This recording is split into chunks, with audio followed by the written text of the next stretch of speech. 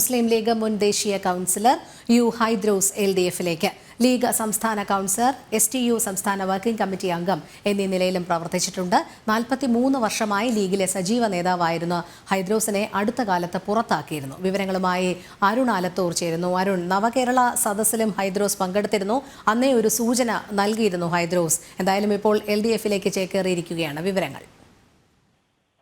AB ഗോപിനാഥിന് പിന്നാലെ മറ്റൊരു UDF-കാരൻ കൂടെ LDF-നൊപ്പം ചേക്കേറിയിരിക്കുകയാണ്. ഈ മുസ്ലിം ലീഗിന്റെ മുൻ ദേശീയ കൗൺസിലർ യു ഹൈദ്രോസ് ആണ് LDF-നൊപ്പം ചേർന്ന് പ്രവർത്തിക്കുമെന്ന് അറിയിച്ചിരിക്കുന്നത്. ലീഗിന്റെ സംസ്ഥാന കൗൺസിലറും അതുപോലെ തന്നെ STU സംസ്ഥാന വർക്കിംഗ് കമ്മിറ്റി അംഗം എന്നീ നിലകളിലൊക്കെ ഇദ്ദേഹം പ്രവർത്തിച്ചിട്ടുണ്ട്. 43 വർഷമായി ലീഗിലെ സജീവ നേതാവായിരുന്നു. ഹൈദ്രോസിനെ അടുത്ത കാലത്തായിരുന്നു ലീഗിൽ നിന്ന് പുറത്താക്കിയത്. കഴിഞ്ഞ തദ്ദേശ തെരഞ്ഞെടുപ്പ് കാലത്ത് നേതൃത്വത്തിലെ ഒരു വിഭാഗം തനിക്കെതിരെ രംഗത്ത് വന്നു എന്നാരോപിച്ചാണ് ഇയാൾ പാർട്ടിയിൽ നിന്ന് വിട്ടുനിന്നത്. ഏതായാലും ഇപ്പോൾ LDF-ന്റെ കൂടെ ചേർന്ന് പ്രവർത്തിക്കും എന്നുള്ളതാണ് ഹൈദ്രോസ് അറിയിച്ചിരിക്കുന്നത്. നേരത്തെ പറഞ്ഞ പോലെ തന്നെ ഈ നവകേരള സദസ്സൊക്കെ പാലക്കാട് എത്തിയപ്പോൾ ഈ പരിപാടിയിൽ പങ്കെടുക്കുകയും ചെയ്തിരുന്നു. അന്ന് തന്നെ ഈ ഒരു ഇടതുപക്ഷത്തോടുള്ള ആഭിമുഖ്യം അല്ലെങ്കിൽ ഇടതുപക്ഷത്തേക്ക് ചേക്കേറും എന്നുള്ളതിന്റെ സൂചനകൾ ഹൈദ്രോസ് നൽകിയിരുന്നു. ഇപ്പോൾ ഏതായാലും ഹൈദ്രോസ് LDF-നൊപ്പം ചേർന്നിരിക്കുകയാണ്.